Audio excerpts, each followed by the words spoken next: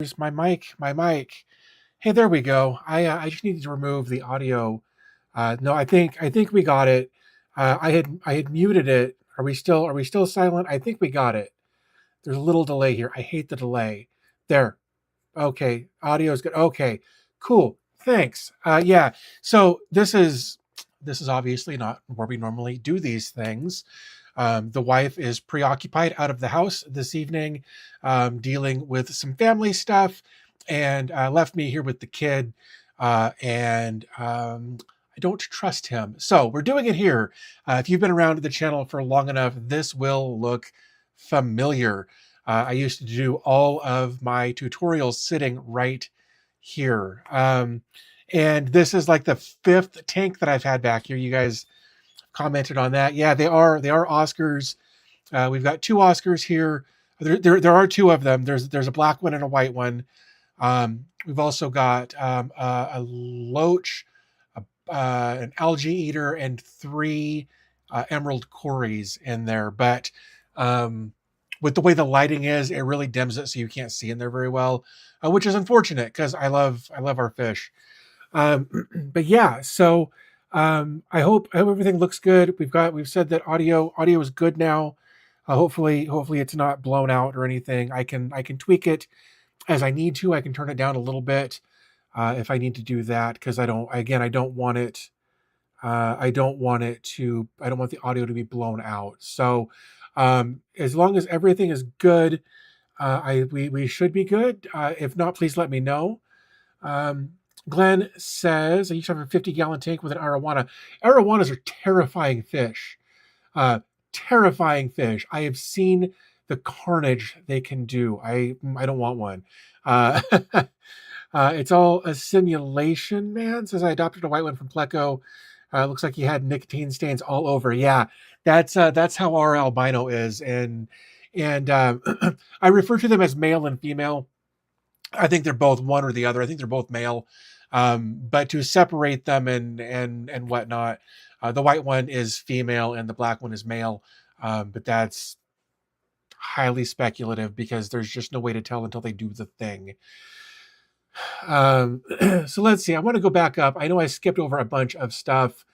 Glenn, it says I've got improved internet in the truck. Now I have a Starlink Mini. That's awesome. I hope that helps. Vaz is here. Duke is here. Glad to have you guys. Peter says good evening from Montreal, Canada. Hope you're all having an amazing weekend so far. Doing all right. Vaz says another Saturday like usual, working like a crazy person. Hope you're all doing good and having a relaxing Saturday. Doing all right, all things considered. Thank you. Then there was the no audio issue. Audio is back. Yeah. So coming back to this is a 75-gallon tank. I used to have a 150 prior to the significant other and kid moving in 13 years ago or something. I had a 150 that I could lay down in it. It was huge. But then he was much more unpredictable even then. And being smaller, I didn't trust him. And the idea of him pulling down 150 gallons of water, which is like what, 1,400 pounds or 1,200. It's 1,200 pounds of water, but then the aquarium itself weighed like 400 pounds. It would have been a disaster if he had pulled it down on himself, and he would have. I know it. So I got rid of it, and I've worked my way back up to this, and we're really happy with it. So, do. That's the teeth like sandpaper. Yeah, on that arowana. Colin says this is like old school DB Tech. Yeah, I haven't done anything as far as actual content here in a long time, except for on my med channel. I've done some check-ins on that from here, but even that's been a couple of years, I think. They do carnage on goldfish feeders. I believe that. So funny story on this. We actually had guppies. We had fancy guppies, and they're worse than rabbits. And so we got two. These guys were babies like 5 years ago, and the guppies were just taking over. We couldn't keep up with them. We couldn't get rid of them fast enough. So we got Oscars, and they thinned the herds. There's no guppies left. Now we've just got a few bottom feeders that help keep the tank clean. But I'm super happy with it. Go Gadget Distracto stream. Absolutely. This must be your first visit. All of our streams here are pretty distraction riddled. So yeah. Mindbend is here. Glad to have you. Kenneth Moody says installing software at work. I've been installing software this weekend too. I'm trying to do better about managing relationships with the companies that are reaching out to do like ad spots and collaborations and that sort of thing. So I've been working on a CRM setup, and I've been working. I've got a web page built so that they can reach out, and I've got a new email address so they can reach out. And then all of that funnels into there, and then it's this whole thing I've been working on for the last few days, and I'm finally kind of getting it where I'm happy with it. So yay, software. Let's see what else. What else we got? Where did it go? Installing software at work. So far, I was able to stream an audiobook through an area. Verizon has no service in all the canyons and stuff. That's awesome. Mindbend says different background. I'm used to your server room. Yeah, this is where the channel started, man. Like literally sitting right here. I had a different desk and a different chair, and probably a different aquarium. But yeah, I've been sitting here in this spot for so many years now. And again, like the wife is out dealing with some family stuff tonight, left me home with the kid. I don't trust him in the house by himself, so I grabbed my Insta360 Link camera and a couple of lights, and my wireless mic, and it doesn't look too bad. I don't think it's a little redder than I'd like. I'd like to go in and feather out the red just a little bit in the picture, but everything else is I think looks pretty good. Never had big fish like that. I think the ones I had are called tetras. Yeah, tetras are cool. I had some. I had some for a while, and they were prolific too. Peter says, "Let's remember to whack the like button, folks." I agree. If you're up for it, if you feel it, the interest, it'd be awesome if you gave the video a like, the live stream a like, whatever you want to call it. Colin says, I'm just sitting here on the couch with the laptop, ran a speed test, 2 down and 2 up. Dude, that's so cool. If you're not part of the Discord, Colin's got fiber today, and he should absolutely be stoked about that. Guppies breed like cockroaches. Hell yes, they do. Oscar lived with about 100 guppies. We thought Steve and Tyler Oscar would keep them down, but they were besties. Oscars are weird like that, man. Sometimes they will just ravage everything in the tank, and then the stuff you give them, they'll ignore. It makes no sense. Geeky Dad's here. Glad to have you, man. Vaz says, let me tell you, man, you look good today. Happy and excited. Cool to see that. Thanks. I've been tweaking my meds recently, and the last couple of weeks, like the last live stream and the one before that, and maybe even the one before that, you may have seen me pretty sedated on Seroquel. I've got sleep issues. I've got insomnia. It's like actually in my charts. And the doctors kept giving me stuff like trazodone, which I hate. I hate the trazodone. So I was talking with the person who's managing my mental health meds, and I was kind of in crisis. And she's like, here's Seroquel. Take 50 milligrams of this every day or every night for 2 weeks and come back and see me. She's like, we need to get the sleep fixed before we can do anything else. So I did that. And then I came off of the Seroquel. She put me on something called Rexulti, which I think is an antipsychotic, which I think the Seroquel technically is as well. So I came off the Seroquel. I got on the Rexulti. I kind of been working my way up to the 1 milligram there. I've been doing that for a few days now. Like I did a 0.5 milligram for a week every night, and then I'm on 1 milligram every night. And I think I've been on that like 3 or 4 nights now. Anyway, I'm also back on the Seroquel to help me sleep at night, but I'm doing 25 instead of 50 milligrams.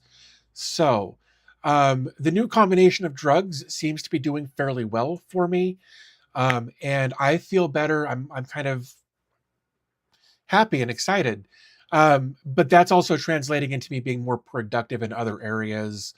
Like putting together the CRM that I mentioned earlier, building the web page for it on the DB Tech Reviews website, making those two things work together, and then using an API to put the form on the website to communicate with the CRM. That then once everything is submitted, rolls over to a video that says, "Hey, thanks for reaching out. I'll be in touch."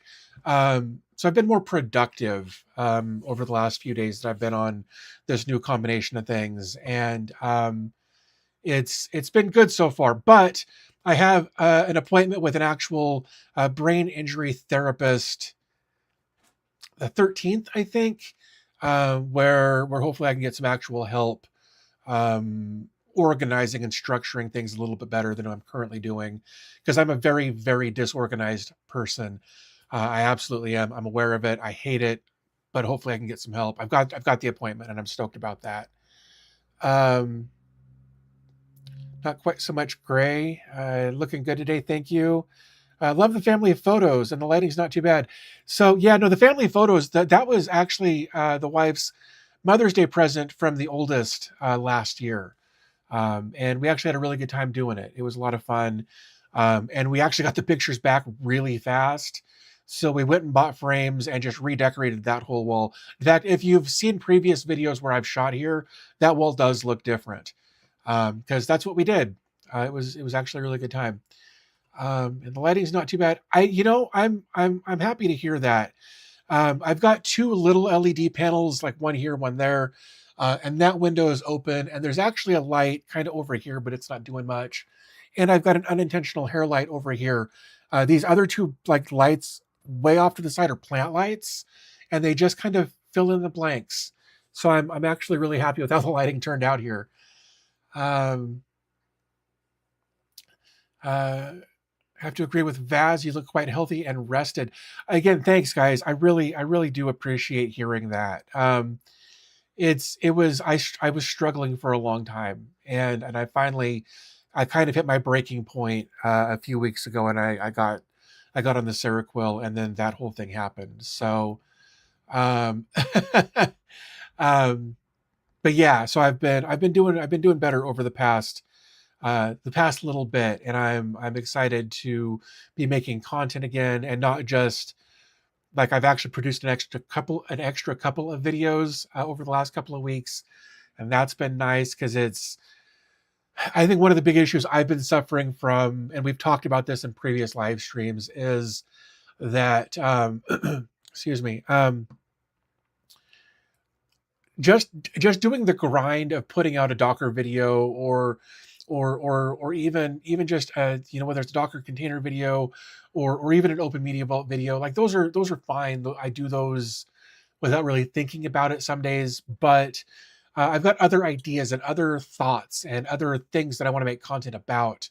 So I have to kind of sprinkle those in where I can. And now, with how I'm feeling, how my brain's doing, um, I feel like I'm better able to do that.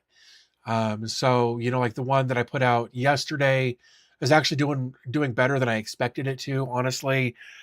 Same thing with the AI game. This video is actually doing better than the AI game, which I'm stoked about. But it was kind of a last minute thing, and I feel really good about being able to be putting out extra content again. The one video a week, it was laziness and it was a grind simultaneously, but that was all in my head. And I'm hoping the things that I'm making an attempt to do here will keep me from having the big swings of like super productive and then hating myself, and then super productive, and that cycle is a death sentence for a content creator, and I've been experiencing that. Um so I'm trying to get back into it now that my brain is letting me, and here we are. uh, That says, if I say something weird, don't take it the wrong way, please. But I'm working since 4 o'clock and it's just after midnight now, so I'm a bit off. Dude, you're good. Don't even worry about it. You sound like one of those pharmaceutical commercials. Tell us about the side effects. Why don't you? Um, I could, but you're probably not going to be interested in them. Um, Glenn says, I try to be productive, but then I end up watching YouTubes and playing games. That is very much where I've been lately. The constant doom scrolling, the dissociative tendencies that I'm known for. It's no fun. Um, Jason, this is one of these years I need to get pictures up on my walls. Um, yeah, I've always enjoyed having stuff on my walls. I may not be the best at it. Like, and look, a lot of what you see behind me, like I had the mirrors up, I had a couple other things up before my wife moved in. They've all been kind of recombobulated since then. But yeah, I like having stuff on my walls and having kind of a not quite cluttered, but a home that feels full. That's always been kind of a big thing for me. That says, "Oh, come on. Now I get a message saying server update failed. Back to remoting into the data center I go." That's brutal, man.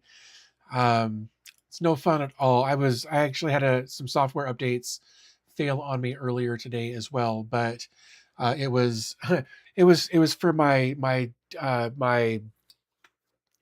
camera, or my phone gimbal thing. The app on my phone failed to update, and then my phone died. So the battery died, so I didn't actually ever do anything about it. So yeah, so that's kind of been my week. It's been a hectic mess. Um, I'm the strange guy that doesn't care if I have anything on the walls. I have a wife to handle the decorating. Yeah, and that's very common. One of our good friends lives in Utah, and for a long time, like it was like desk, couch, and TV, and that was it. But now he's got his own place, and he's actually done some decorating. Like he bought a house, he did that before the stuff hit the proverbial fan. So he's doing pretty good, and now has his place decorated, and it's pretty neat.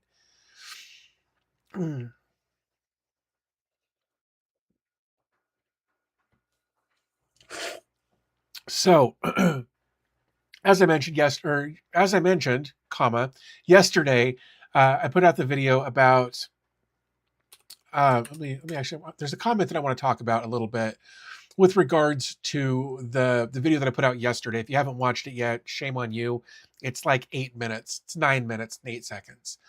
Um, but what I want to do is actually pop open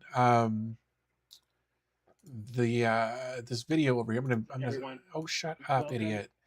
I thought I muted you. I don't know what's going on anymore. Nighthawk's here. Awesome. Glad to have you, man. What I want to do is come down to I can find it. Oh, this one right here. Here is the I don't have I don't have my stream deck over here, so I got to do everything manually. I feel like such a noob. Here we go. So this is the video from yesterday where I kind of talked about the supply chain attacks and those sorts of things that keep happening, and things that we can do in our own home lab to help um, avoid being compromised in those ways. And one of the things that I mentioned was using Docker containers instead of bare metal or npm or pip or whatever, right? Because at least with with Docker, you've got a little bit of insulation away from that, unless somehow the Docker container was compromised and you're using the latest tag, right? If you pin your versions, it shouldn't update to the new version unless you manually do that, right? Um, so somebody here, I'm not trying to pick on this particular person. I'm gonna zoom in just a little bit so you can see. Oh, geez, what was that? There we go. HB Hamilton 3 says, I don't like pinning versions. I like running the latest versions. Contributors need to keep their accounts secure. And that is such a take. I don't know how else to say it without really sounding like a dick. putting all of that responsibility on the maintainers of their projects. Like if you look at like the Trivy hack, for instance, right? Um, they believe it was an old key that didn't get pulled out of rotation that gave the attacker access to the Trivy developers account, where they were then able to infiltrate and do an upstream infiltration effectively. And for somebody like HB Hamilton here, and again, he's not the only one with this mentality, but it was a comment that I saw for him to say, "It's not my responsibility to keep my home lab safe." Is, I don't know the word, privileged, entitled, dumb. Like again, these are just random things coming to my brain here, but it's such a weird take that it's somebody else's problem to make sure that my home lab is safe, is a wild take in my opinion, and I would love to know what you guys think about that. Again, I'll bring it back up just so you can see exactly how it's worded. But right here, I don't like pinning versions. I like running the latest versions. Contributors need to keep their accounts secure. Um, and that's Colvin says that's an ignorant take. Period. Yeah, I think that's a really good way to put that. Um, the entitlement there, the ignorance there, blows my mind, because it's not like, obviously they've got a certain amount of things that they need to do to keep their software safe, right? And of course their own systems safe. But putting all of that on someone else is wild to me. Um, I'm gonna go back up. Noticed a four-legged intruder passing in the back. The meow.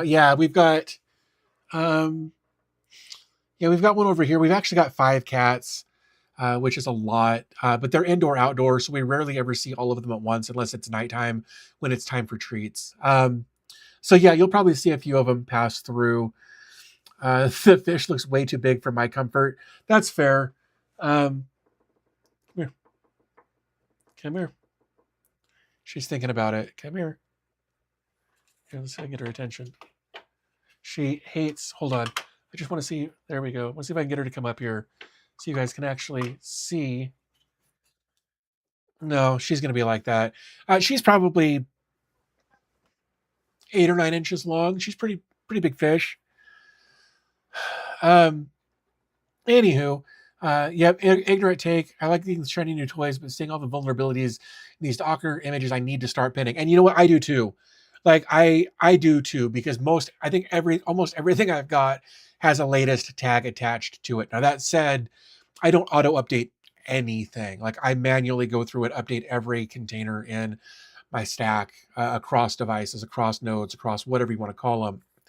Um, but I need to be better about pinning versions as well.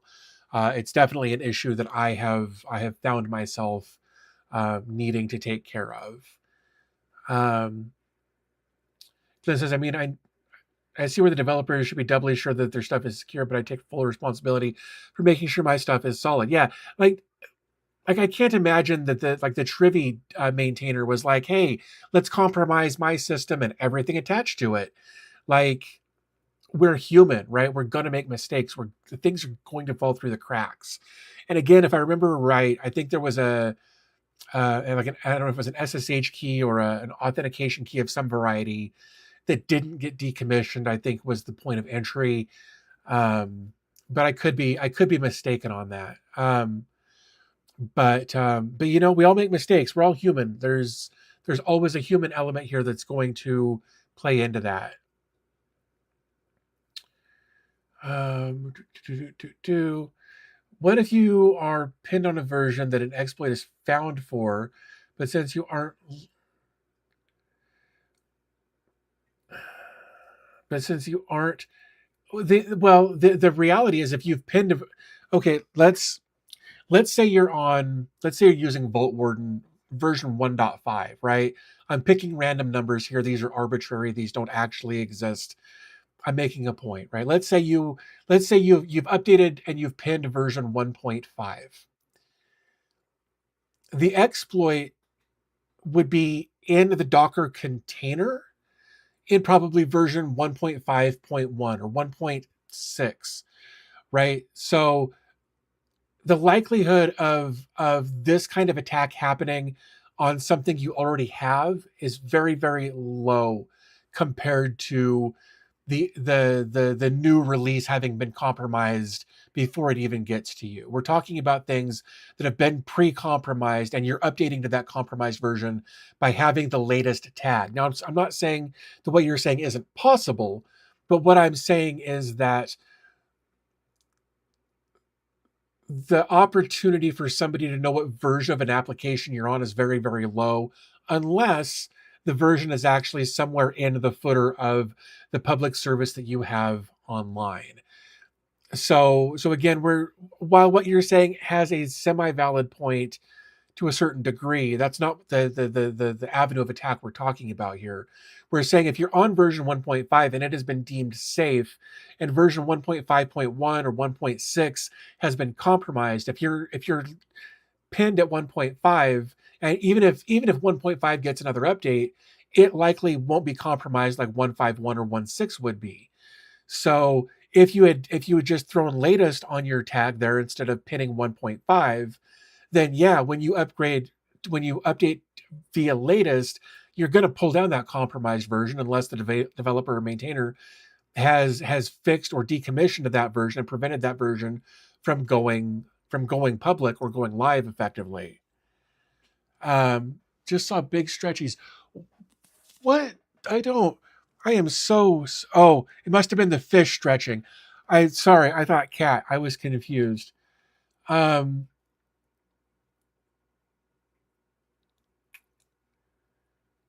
let's see. I'll be honest. I didn't read it. Other say he's trying to keep the latest version of the fact that maintainers should do. Uh,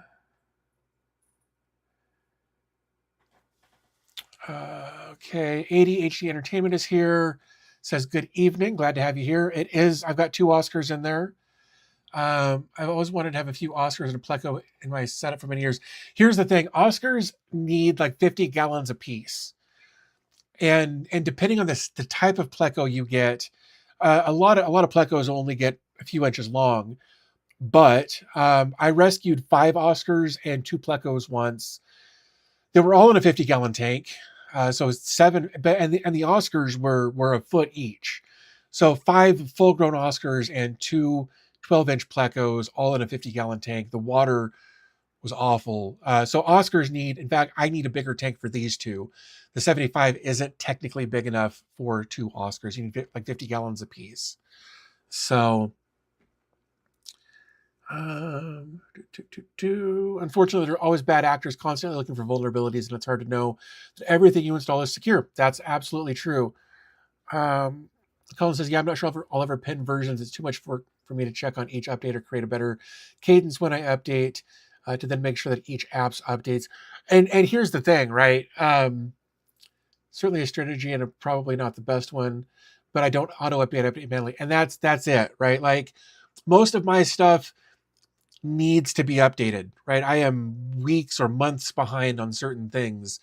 Um, and I think if you're going to run latest and not auto update, if you wait for um, if you wait to make sure that the newest version for the latest has been deemed safe. And look, like if you watched my video, the great thing about the self-hosting community is they're always very quick to be like, hey, there's a problem here.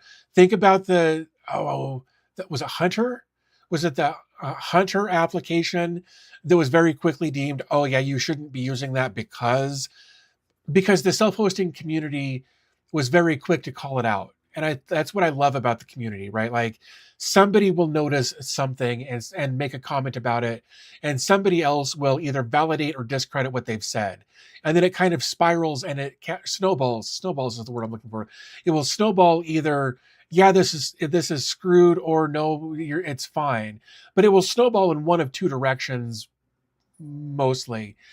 And it's kind of at that point where you can have a better idea, unless you're doing your own code review, whether or not an application is safe. Um, so that's That's another way that you can do it, is just stay a couple of weeks behind and make sure that you're actually paying attention to the community for any kind of updates. Also, um, every morning I get up and I go through my RSS feed, and I put out updates about 80 or 90. I don't remember exactly how many different things I've got here. Let's look at my fresh RSS here. I gotta get logged in. I don't even know.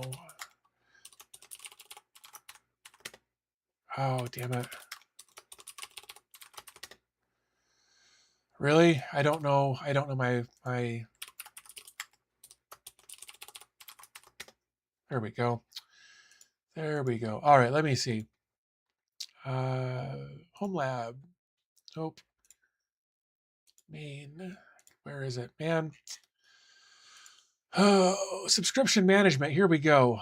This is what I'm looking for. I think I've, what did I think? I've got like 80. All right, let's come back over here so you guys can see this, right? This is my fresh RSS instance. And anytime there is an update from one of these, I get a notification. And then every morning when I get a notification, I get up at like 6 o'clock. I go through my notifications and I create social media posts about any of the updates from any of the different things that comes out. So there have been a couple here recently that were like, hey, big update, you need to fix this. There's a thing here, right?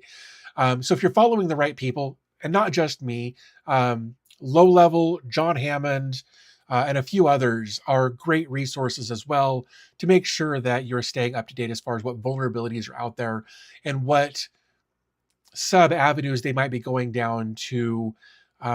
They may also be compromising other things, right?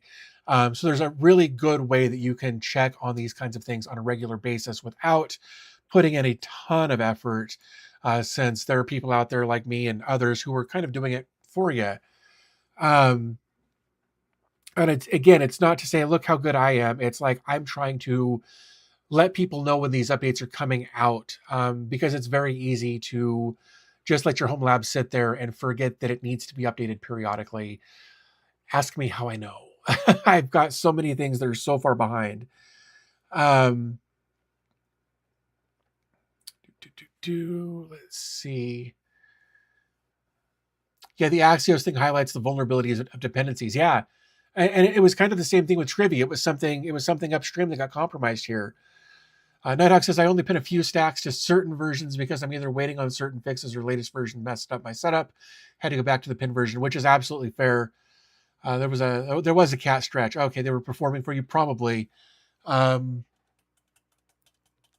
Interesting. We've got 2 white cats, 2 black cats, and a gray cat. So there you go. It just sucks that there are people going after open source software now more than they have in the past. Yeah, and like Low Level made a pretty good video the other day. You guys get to see what I'm subscribed to here. Let me look up Low Level. He actually did a really good video right here, talking about how AI is getting really, really good at hacking. Oh, you can't see my screen because I'm dumb. There we go. Right here. This video right here. In fact, I'll share it so you guys can go watch it later. I'm going to copy that. He's super smart guy. Love his content. But he's a good resource as well. And again, John Hammond is also another great resource for that kind of content as well. Way above anything my dumb brain will ever figure out. But super smart guys who are developers, coders, whatever you want to call them, who dig through the code and explain, here's the compromise and here's why it works. Which I love. I love watching that kind of content. Even though I'm not at that level, I love watching it just to see kind of how things work. That kind of stuff always intrigues me a lot. I'm awful with reading my RSS feed. I just can't build it into a habit. I can help you with that, actually. Let me show you what I've built here, and it's very much something that I had Claude help me with. Yeah, this one right? So let me get zoomed in here. Oops. All right. This is how I keep on top of it. And this is how I uh, create the social media posts that I create. And we'll talk a little bit about this as we go, right? So 6 o'clock in the morning is when things trigger. It looks up my fresh RSS stuff and it pulls that information in. It's got an auth token here, fetches unread items, grabs those items, looks for nonsense in there. Um, and it's basically it's looking for bumps, it's looking for betas, it's looking for release candidates, that sort of thing, and kind of filtering some of that stuff out here. From here, it starts going through each item one at a time, and it's cleaning up the HTML here. I've got a little thing here for Claude that gives instructions to Claude. There was some more stuff in here that I took it out, right? And it's just like, hey, look, take each one of these posts, or take the post that I feed you. You're a social media expert for self-hosted in the lab niche. Write a single Twitter post that's strictly under 280 characters. Include the link. Do all of this stuff, right? I actually need to tweak this a little bit because it's the way it's getting kind of monotonous in the way it produces things. So I need to fix some of the instructions here, right? So those instructions go over to Claude. Then it builds a Discord post with all of the information that was given. That's the title, the description, and the link. This one could actually come out. That was part of this clean HTML thing. Then we rate limit it so that it only does like one at a time. And it does like it puts like a 10, was it 2 seconds. That one could probably also come out because of the loop that I've got going over here. Then it posts it to Discord, and then it marks it as read over on Fresh RSS. And then that posts over into a private thing in the Discord so that I can go through there and read them, validate that they're correct. And then I go over to Posties and I make social media posts throughout the day and get them scheduled first thing in the morning when I'm drinking my coffee. So you could actually build something like this and just have Claude effectively send you a notification on Discord, Telegram, or whatever as far as the stuff that you're monitoring. That's all I'm doing here. And this has been immensely helpful for my Posties instance. And I can show you what that looks like as well. I want to make sure that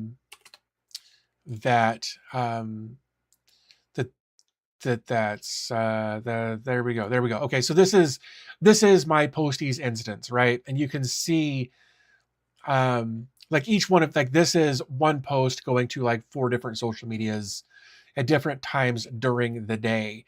And I've been doing a pretty consistent job over the past several weeks of doing this. Just trying to let people know, hey, there was a new update for this thing that you probably missed, because we're all really bad at making sure that we're getting updates about our servers needing updates, right? So that's kind of the process that I'm going through on a pretty regular basis, like every morning, to get updates or to get notified of what updates have happened, and then validate all of the information that I'm given, and then make a social media post about it. Glenn says, I never got into Claude. I've been using ChatGPT for my stuff, but I thought about checking into Claude, just not sure where to start. It's not any different than ChatGPT or anything. They all kind of do their thing, but just a little bit differently. I'm kind of in the middle of a fun project right now with Claude. Like I've been using, I'm actually paying for Claude right now. I'm just like I'll try it for a month and see how it goes. And I've been using it for a while. No, I don't want to do that. Hold on, I'm trying to find. Here we go. So I've been using Claude to help me with, everything from fixing video scripts to coming up with video ideas. Doing things that I can help simplify things in my life, that sort of thing, right? So the other day, April 2nd, so a couple of days ago, right? I was like, so we've been friends for a while, right? Close the sidebar. We've been chatting for a few weeks now. Based on our conversations, what are some things that you think I could work on or do better? And boy, let me tell you, it had some thoughts. Shipping versus perfecting. I've got a lot of irons in the fire. I'm somebody who thrives on ideas, but my execution sucks. And it calls me out right here. And it's like, hey, here are some things that you can do better. And it's like, none of this is meant to be harsh. You're doing a lot, doing it well, but you asked. Yes, I did. Um, it's kind of got, if you ever used like Claudebot, which I used briefly just to kind of check it out, it's almost like it's got a soul.md file where it can call back to other conversations that we've had, and it builds a collective knowledge about the stuff that we've talked about. And I actually really, really like Claude. I will probably continue to pay for Claude, just because it's so good at what I need it to do. Also, going back and forth, between Claude and Copilot. Copilot is super effective. It's really, really good at what it does. But I feel like Copilot's intent is to stroke your ego as much as possible, at least from my experience. If you guys saw the South Park episode where everybody got really into, especially Randy got really into AI, and it's like, that's the best question you've ever or anybody's ever asked. You're so smart. How insightful, right? That kind of stuff. Um, Copilot, from my experience, is the worst at that. Whereas I don't feel that Claude is quite like that, at least not to the same degree. Glenn says ChatGPT is like that as well. Um, do, do, do. This is a late one, Tom. With spring and the weather and all of that warming back up, people are out doing stuff Saturday mornings. And I thought about switching to Sundays, like Sunday afternoon, but tomorrow is Easter. And then, like I said, the wife had to go take care of some stuff, so she's out for this evening. I was like, well, right now is a perfect time to do this. So, yeah, here we are. Um, Bob from Wix says, I'm running Claude Code at the moment, re-architecting a uni project with a view to maybe releasing it. That's cool. Are you still using Navidrome for your self-hosted music streaming? I am not. I use, for my self-hosted stuff, I'm all in on Plex at this point. With Plex Pass, you also get Plex Amp, which is kind of like the music only version of Plex. And I really I dig Plex. Navidrome's great. Like, I really enjoyed it, but all in on Plex at this point. It's an interesting idea. And yeah, dude, if you want, like, I'm happy to like export my my run or my N8N thing here if you want, Collins, and I can strip out the credentials and whatnot, and I can send this over and you can take a look at it and update it to your stuff. Nighthawk says, for AI, I've been all in with Copilot and some Gemini. Glenn says, I pay for ChatGPT and it's pretty good, but it does give me some wonky instructions. I've been fighting a little bit with Claude. I told it that I wanted some sort of a project or a CRM so that I can better manage, people that are reaching out to me for collaborations and that sort of thing. And it sent me down a path that I hated the way it worked. Just it's called 20 CRM, and it's not what I was looking. It's not at all what I was looking for. Uh, looks like the wife's back there chatting with the kid over the camera. That's hilarious. Um, let me grab my phone real quick. Move. um, yeah, so she's just checking in on him because that's what she does, which is great. I mean, she's a good mom. Um, hold on. Oh, hold on. Doing a live stream. He's good. Waiting for dinner. Anyway, all right, there we go. Tom says we're back in the old spot. Yeah, I thought this would be fun doing it back here. You're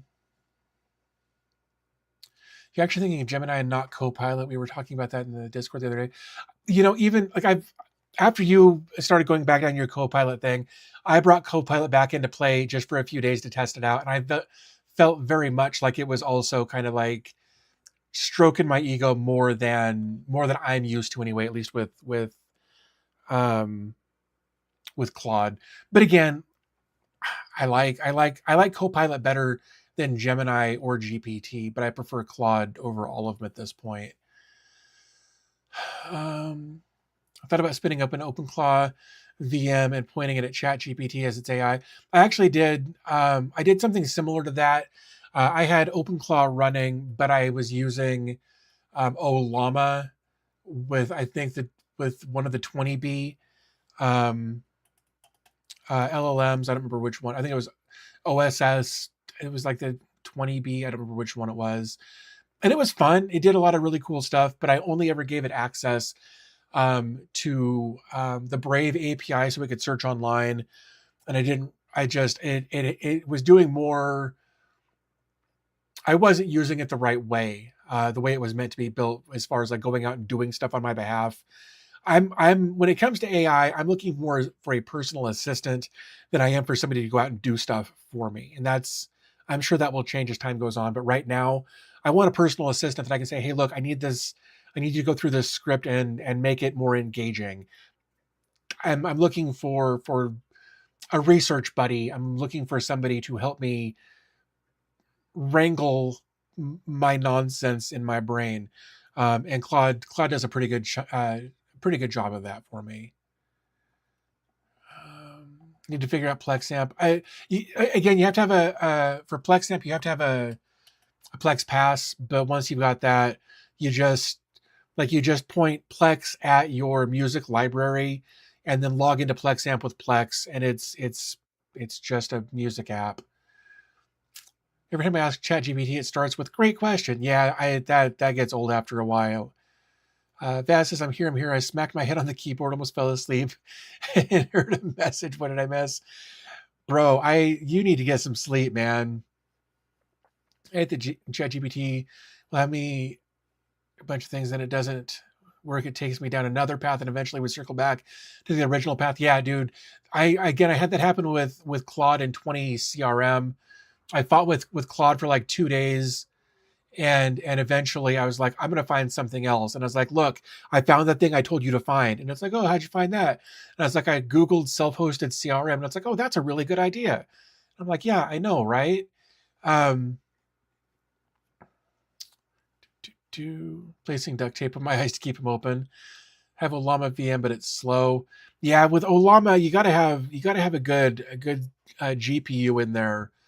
When I was running the Olama stuff last time anyway, I was using the Alaris One, and it's got the 24 gigs of VRAM on the NVIDIA 5090 mobile, and it was actually pretty quick, and I was really happy with it. Use the LM Studio because I could never get OpenWeb UI to work. OpenWeb UI was kind of funky for me at first too, and then I got it sorted, but now I do everything through Claude, so I'm not doing anything local. Me and my brother working on Copilot to help write our obituary for our father, and as the first for me, and it's making it easier to do when the brain fog is a thing. That's a cool use for it, man. A lot of times, I will give Claude, don't do that. That's a bad Ember. Here, come here, Ember, come here, kitty, come here. Hi. Oh, come here. All right. You're gonna meet some people. Look, hi. Oh, there's Ember. She's got a very dark face, but a big white chin. This is Ember. She's our second oldest at 11 years old. But anyway, like when I give Claude a script or something, I'm like, hey, I need help with this. I want to make the structure flow better. Ask me any questions you need, and then we go through this interview process back and forth. Before it spits something out, and then I take that and kind of rework it again. but I love the ability to collaborate with AI and give it something and say, here's what I need, but ask me anything first. And it's usually really, really good at that. Um, to use LM Studio on my Mac Mini M4. Just use the latest Quinn model and it fits on. That's a good idea. Again, one of these days I really should get a Mac Mini, um, but I haven't. Plex amp requirements. Yeah, it does still require. Plex amp requires an active Plex Pass subscription, a running Plex Media server, and a music library. So that hasn't changed. Again, it's just an app, a music app based on your music library from Plex. I don't know what Jellyfin has, but anti-gravity Copilot, interesting. I've never heard of anti-gravity. It's an interesting. Yeah, Olamo with VRAM is the key. 100% it is. ChatGPT always wants me to go the old discontinued get or down to Linux distro via command line. That's just the wrong. Wow. Hold on one second, guys.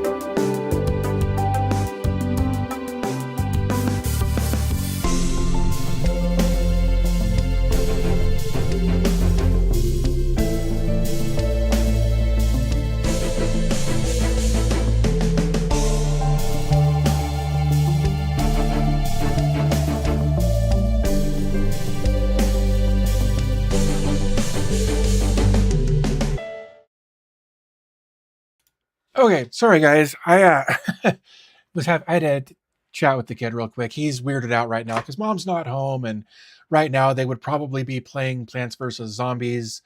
Um, anyway, I was like, just chill. Dinner's not even an hour. Dinner's in 40 minutes. Um, all right, let's see. Jellyfin has FinApp. I didn't know that. That's cool. Tell your cats I said pss, pss, that's funny. Um, Ember's back towards the bathroom. Cloud's over there. I think the others are probably on the bed right now. Test some LMs with my gaming machine and see if it's better than my mini. Got the lifetime Plex Pass. Yep. I hear Olama have a cloud version which is priced well and uses the open models, but I've never tried it. I didn't know that. Anti-gravity is the fork. Is the Google VS Code fork. I didn't know that either. That's cool. Thank you for sharing that. That's kind of what we're doing. We set up the format, let Copilot ask us the questions, we answer them. Yep, I love that interaction. Um, I'm a complete noob when it comes to AI, and there's nothing wrong with that. It's still relatively new. I held out on it for a while, and then finally, like I'm not in on it like a lot of people are. Um, but I found a use case for it that works really well for me, and that makes me happy. So yeah, try to open Claude Connect with local LLM. It takes a year before you get an answer from your prompt. Um, Even on a 3B, that's weird unless you're trying to do everything on CPU. If you're trying to do, um, even if you're trying to do like a 3B on a CPU, it's going to take a while. With the GGUF and most stuff, can't lower end devices use large models. Well, yeah, to a certain degree, I believe the GGUF. I don't know much about the Mo. In fact, I don't know much about the GGUF stuff, but I think it's been quantized. Basically, it's been just kind of reoptimized and restructured to be more efficient, is my understanding anyway. So you should be able to run a bigger model on a smaller amount of VRAM. But that is just my understanding, and I could be way wrong. Your call. is on waiting. Please does. Yeah, sorry. I was supposed to, there was supposed to be a a screen there that said like, I'll be right back, but I don't know where it went. Cat spotted 2 of them. Yeah. Yeah. Again, there's 5. That Ember's back. Ember. Again, Ember's our second oldest cat at 11. Cloud is 12. Riku is 10. Saki is, I think, 6, and Anubis is 5. I think that's the ages. My workflow is use anti-gravity, do as much as I can. If I get stuck, try Copilot or manual code review. Manual review code is important in my opinion. I get insane TPS on 3B models. Jan, thank you so much for gifting a membership. I really appreciate you for that. Kind of feel like the characters from that South Park episode sometimes. The dangers of the lonely truck driver chatting with AI. I believe that. I absolutely believe that. It's the way they're built is deliberately welcoming, and there's a reason for that. And maybe it's a tinfoil hat situation here. AI companies want you to use their product, right? They want you to get as addicted to their AI product, whether it's Claude or Gemini or GPT or whatever, right? They want you to get as addicted to that product as you are to, or as you have been to social media, right? And maybe the two can merge and you can use AI to post on social media, right? It's all a gimmick to get you to give them as much of your data as humanly possible so that their AI will get smarter. And also so that eventually you will run out of free tokens and throw $20 at them or $40 at them every month. So now you're paying them to give them your data effectively. I'm guilty. I'm not trying to say anything out of line here. But so my point in that is that they try to make these models as welcoming, as friendly, as reaffirming as they possibly can, so that you'll keep coming back to them. In fact, there are entire services built around AI significant others, boyfriends, girlfriends, furry friends, whatever you're after, that each have distinct personalities that you can choose from and tweak. And that's a whole thing. I only use AI when I can't find the answer from searching. That's fair. 10, a respectable age. Oh yeah. Sorry, I was like, what? Cats. Yeah. Yeah, 12, 11, 10, 6, and 5, I think, are the ages of all of our cats. Makes a good friend. At least AI doesn't troll you. It can. Like you can tell AI to do stuff like that. You can tweak their personalities to encourage them to do that. Give me a sarcastic AI, please. I actually made a video on how to do that. It's all self-hosted, locally done. I actually made a video about that several months ago. It was a lot of fun. Of course, they want you to be addicted. That's how they get statements like the one that Jensen Wong made about 500K salary. Dev doesn't spend at least $250,000 in tokens. You would fire the dev.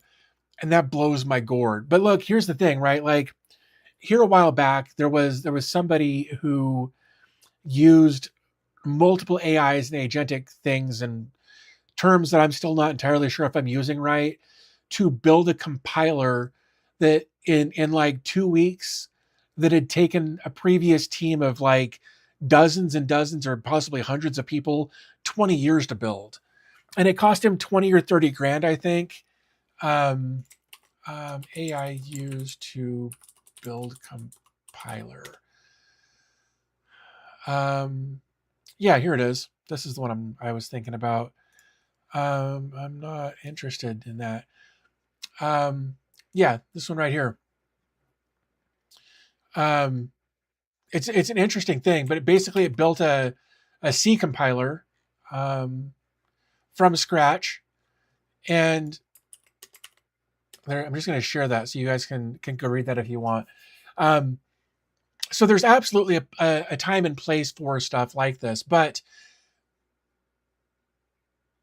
it's important that the people who are using this type of thing understand the code that they're compiling so that, everybody involved stays safe and doesn't get their upstream dependencies compromised.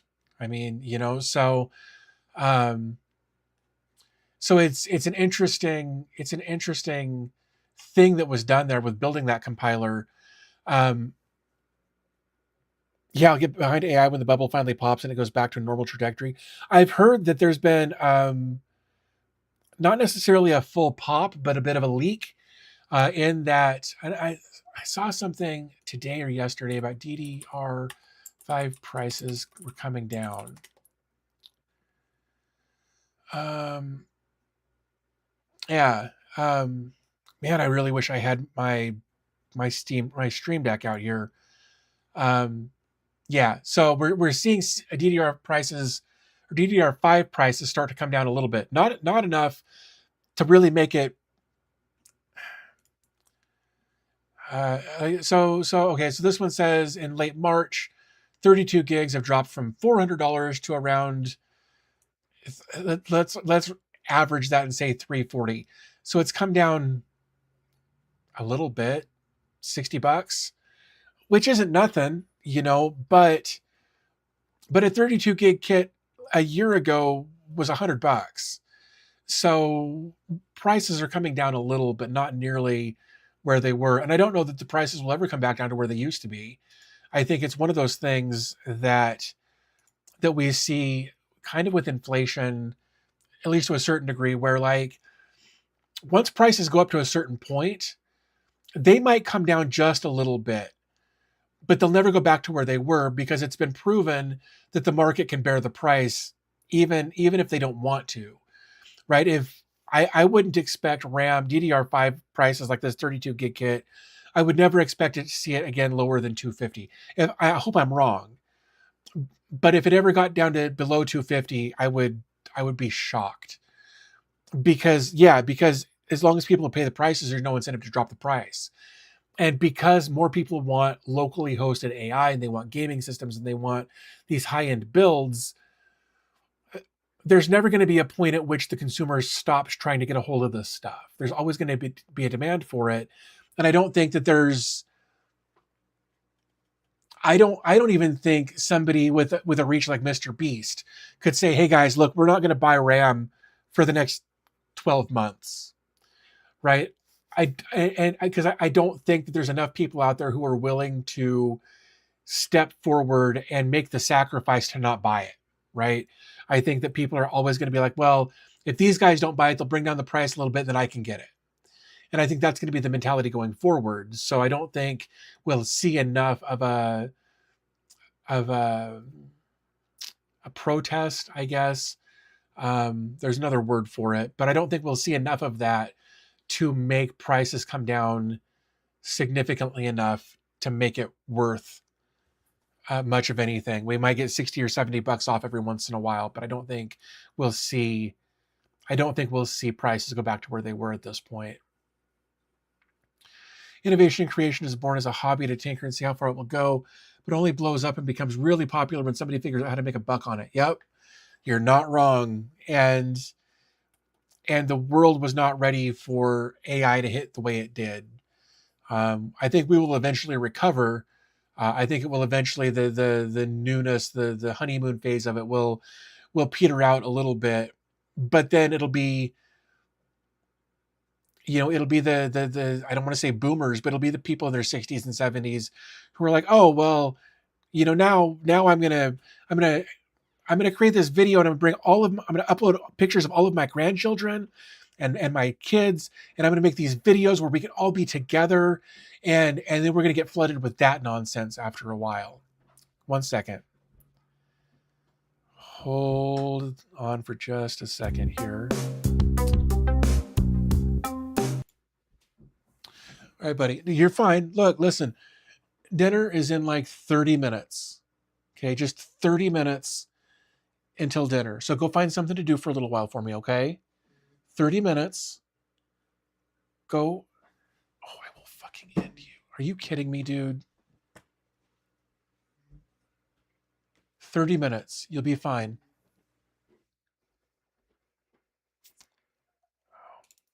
I think I know what happened. I think I know what happened there. It's open mic. It's fine. Luckily, I didn't say anything too bad. Uh, it's just he came out because dinner's in about 30 minutes. Um, I need to go over. I think what happened is when I go over here to BRB, oh, I muted. Yeah, I muted the wrong thing there, and I need to just take this out of here entirely. But I think that this plays through once, then it went black. Yep, that's what happened. Anywho, um,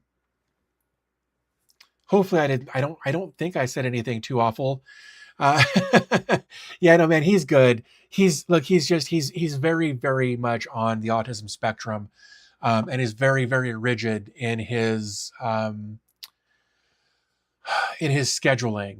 And normally, right now, like I mentioned earlier, he would be playing Plants vs Zombies with mom, and I am not a Plants vs Zombies thing or thing person. That's cool. Um, so anyway, so right now his schedule is a little bit off because I'm in here doing this, talking. He doesn't understand that I'm doing a live stream right now. No concept of what that means. So I'm just sitting here looking stupid, talking to my screen as far as he's concerned, right? So everything there's a little weird. Mom's not here right now, so that's weird. So he's not playing zombies. That's weird. Normally he's in there doing that with her. So there's all kinds of weirdness going on right now that's kind of throwing him off. And when he gets thrown off like that, he vocalizes very loudly. He's nonverbal in that he doesn't actually say words, but he can still communicate to a certain degree about his attitude, his tone, or with his tone, those sorts of things. So there's communication with his mouth, but most of it happens on the phone that's on the back of the couch right there. So I have a special needs kid. Mine doesn't behave. I understand. Yeah, and honestly, man, like we had some real big issues with him from like January of 2024 until like July of 2025, where he was violently attacking us every day, and that was fun. But we finally found a neuro to help us with some meds. And we switched off of some meds and got him onto some other meds, and it's been a lot better since then. So that's been really, really nice. Collins, thank you for gifting 5 memberships. That's really awesome. I appreciate you. All of the warnings for the open mic. Yeah, again, I need. The reality is, I'm not going to probably do another live stream out here anytime soon, but having the button to mute my mic would have been super helpful there. Mine is nonverbal and hits himself, bro. Lost and I, holy shit, dude. So we deal with some self-injurious behavior here, not nearly like it used to be. It used to be his face would, it looked like we beat him. Like there were times we couldn't take him in public because of the stuff he would do to himself. There was one time when he was really little. We put him to bed. We went to bed. We woke up the next morning, got him up from bed, and he'd like tried to claw his eye out overnight. It was awful. So I'm glad that we haven't gotten that far. Um, but yeah, no, it can be a struggle. It can really be a struggle. We found olanzapine. And I'm not trying to give medical advice here. I want to be very, very clear about that. We tried Seroquel, and we may as well have been giving him sugar pills, which blows my gourd because I'm wrecked on 50 milligrams and he was on 800. But we're off of that now, and we're on olanzapine, and that has changed our lives for the better. And it's all of the aggression is way down. There's still some, he's still human. He still gets frustrated. Um, but yeah, so it's been an interesting thing to walk into. Like, like I am stepdad, but I've been at it for 13 years now, and, it was a wild ride to come into. And, yeah, so it's been interesting. We've learned a lot. We've helped a lot of RBTs learn some things. So, but now it's just kind of status quo. Things are going well. He's about to turn 18 here in a few months. So there's a whole new set of things that are going to happen in the next few months. They're going to change everything, hopefully at least temporarily for the better. So we'll see what happens. But that's kind of what's going on there. Um, looking over here. Um, hmm.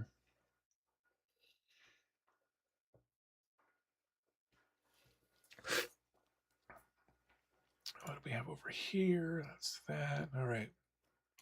So I'm trying to see if I'm missing anything else from the notes I had kind of mentally prepared for myself. Um, there was that comment about the pinning versions that we talked about. Any recommendations on what Mac Mini to get for local AI? I wish I had one. I had both a Mac Mini for local AI and a recommendation to give you. Um, Mac Mini for AI. I don't know. Let's find out together. Okay, the most expensive you can afford. That's not a wrong answer. It's really not. It looks like the M4 Pro Mac Mini, eBay, uh, M4 Mac Mini. Woof, man, 16 gigs of RAM. This one doesn't say. Um, 8 gigs of RAM, 16 gigs of RAM. What is this one? 16, 16, 16. Man, looks like, oh, this one's got 24 gigs of RAM, and I think it's unified. It's not the wrong answer, but yeah, not trying to break the bank, right? Like this one's $1,400. Oh, Vaz, thank you so much for that. That's really nice of you. Thank you for gifting 5 memberships. Um,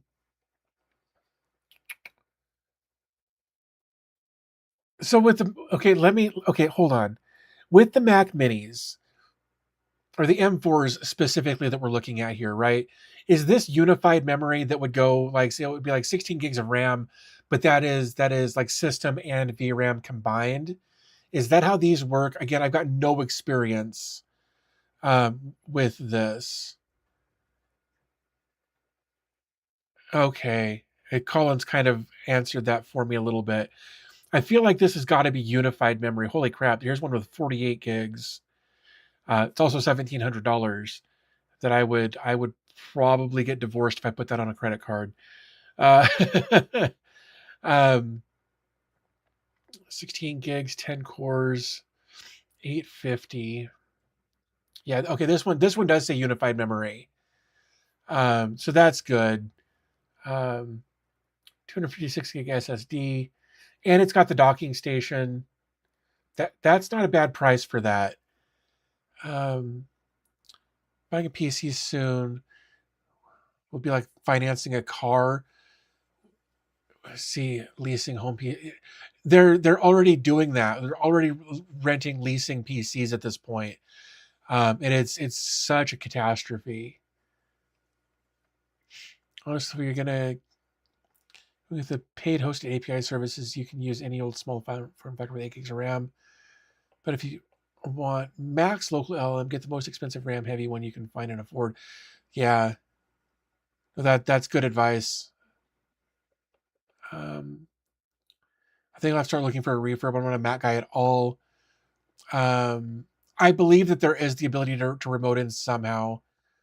M series include unified memory, which is more efficient than traditional RAM and allows. Okay, that's fast and fluid. Yeah, okay, that's what I thought. So the M series chips are the ones with unified memory. That's good to know. Because yeah, like 16 gigs of RAM is much different than 16 gigs of RAM on a PC. Then, um, okay, Nighthawk has confirmed that you can use Rust Desk. That's good. Mac Pro in my office. I use No Machine to access it remotely. Nice. Apple refurbished. Um, Apple refurbished. Refurbished Mac. Mac Mini isn't even available right there. It is. It is. It is grayed out. Can't even click it. The Mac Pro you can get for a car. But yeah, no, the refurb Mac Minis are not available. That's funny. Yeah, ouch, indeed. Um, and people know it with this AI stuff. So like, I think you could come over here and go to buy it now. I mean, $800, 16 gigs of RAM. It's not a bad deal if it's within your budget. Best bet is eBay. Yeah, that's why I'm here, man. They just went through a bunch of that inventory. Keep an eye out regularly. You can find them occasionally. That's good to know. Yeah, this is an open box from a couple of years ago, but that's not a bad deal. Even new, it's not a bad price. Uh, why not default search for searching? I tried searching or using searching for a while, and I just couldn't do it. Really, $5.99 for a Mac Mini from Apple. Mac Mini, Apple. Really? Of course, this is from Best Buy. Holy balls, man! I could put that on my Best Buy credit card and and uh, and do some 12-month financing on that. That's 16 gigs isn't bad to just set this up as an AI machine. I don't know what the Ethernet port speed is though. I don't know if it says, but 256 sucks though. That's true. That is true. Wouldn't even be available until Friday. That's crazy. Let's see. You want as much unified memory as you can get. Cannot compare it with normal memory. Yep. Unified memory 2 to 800 gigabyte gig bandwidth. DDR5 has 50 to 100. Yeah, that is a huge difference. God, is it really a 1 gig card? That sucks. That sucks. But for the price, man, can you just buy a Mac Mini with the M4? I mean, you know,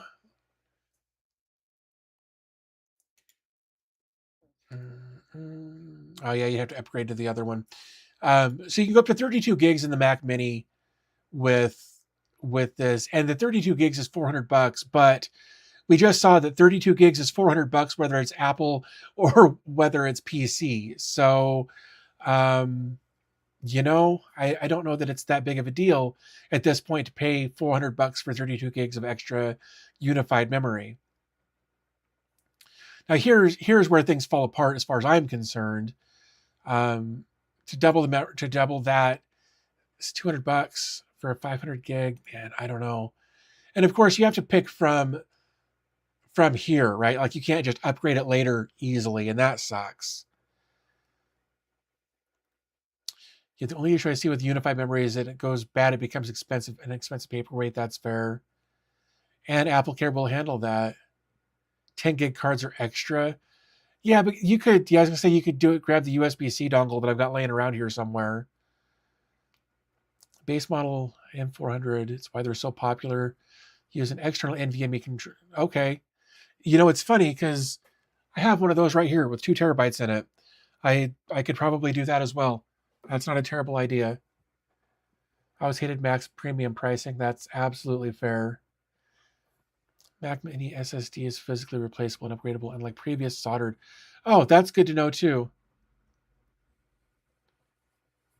You're not paying 400 for the 32 gigs. You're paying 400 for the extra 16. Okay, look, I'm trying to find silver linings here, Vaz, and you're shooting me down. So, I'm just saying $400 for 32 gigs is what you would pay to put it in a PC as well. So you're getting 32 gigs either way for $400. So I see what you're saying, but I'm looking for silver linings here. No, you're good, man. Don't even worry about it. Don't even worry about it. You're good. But again, all things considered, I guess for what it can do, with as fast as it is, for $1,000, I hate how tempting that is.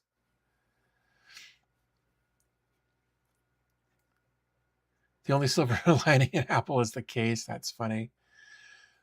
Just know the 16 goes a lot longer in a Mac. I've never had more than 16 in a Mac device. Mac Pro has 32, but that Mac runs on a Xeon processor, and that's not the M4 chip, is it? If it's the Xeon, are those separate things? Will you be self-hosting on the Mac Mini? I mean, look, I am window shopping at this point. I think it would be an interesting experiment, but the reality is there's so many people have already done it that I don't know. I think it would be interesting. The Mac Pro is old, like years and years. Okay, so that's okay. That's a little different than if it's not the M4 chip, because then you don't have the unified memory anyway. But 32 gigs would be awesome for unified memory. And if it only had the 256 gigs there, and I were to throw 2 terabytes at it, then I could do that with an external drive. And I think this is Thunderbolt 4 or USB 4. I don't remember.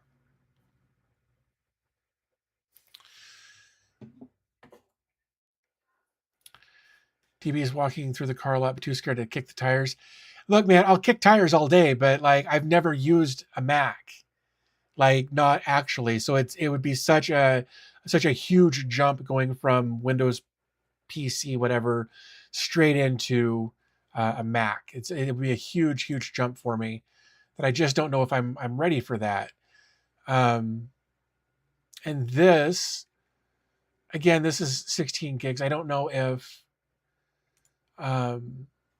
oops, let's just do this. Apple. I keep meaning it. There we go.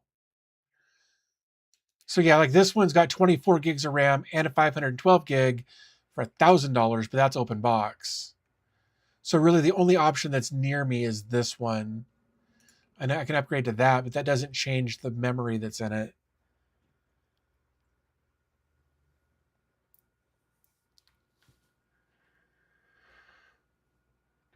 To 32 in my MacBook Pro 2012 and in the Mac Mini 2014. Oh, it wouldn't. So Wes says if you're thinking of transitioning, I'd say get the MacBook instead. This would go in my rack. Like this isn't something that I would transition to for day-to-day use. This would be for running an AI service or something like that in home, just because of the unified memory. But at $20 a month, it would take me 3 years of paying for Claude to have this. And I understand this would be local versus out there, but there's some back and forth as far as that is concerned. So, tell you what, guys, I gotta take a quick break here. I want to get the kids, started on dinner. Cause he's kind of back there losing his mind. So if you guys are willing to hang out for say like a couple of minutes while we figure out what he's going to have and I get that started, that would be amazing. If you got to go, I get it, like no hard feelings. But I got to make sure that the kid gets his dinner, and we're about that time. AMD has systems with unified memory. Yeah. So give me just a couple of minutes to do what I got to do here.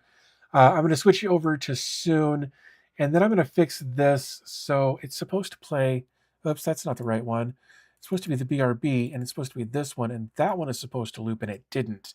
And then what I want to do is mute this and not. And let's unmute that.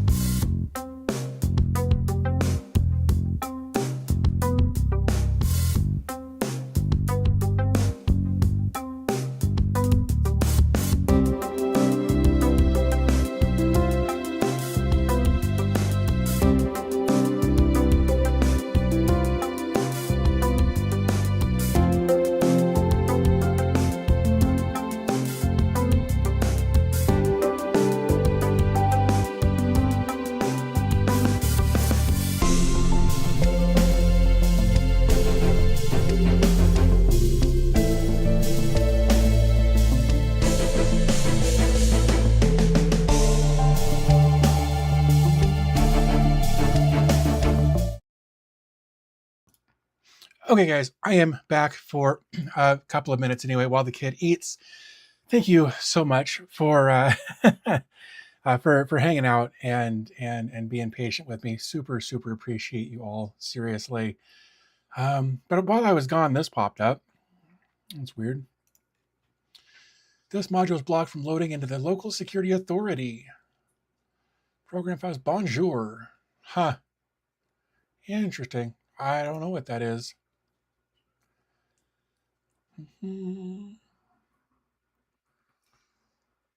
Weird. Anyway, that was something. I don't know what that was, but um I don't really care about bonjour. Your wife broke the coffee pot. Do you have a backup? Do you have other ways to get the morning coffee? Because that's a bad way to wake up in the morning, dude. um, do do do. Oh, jeez.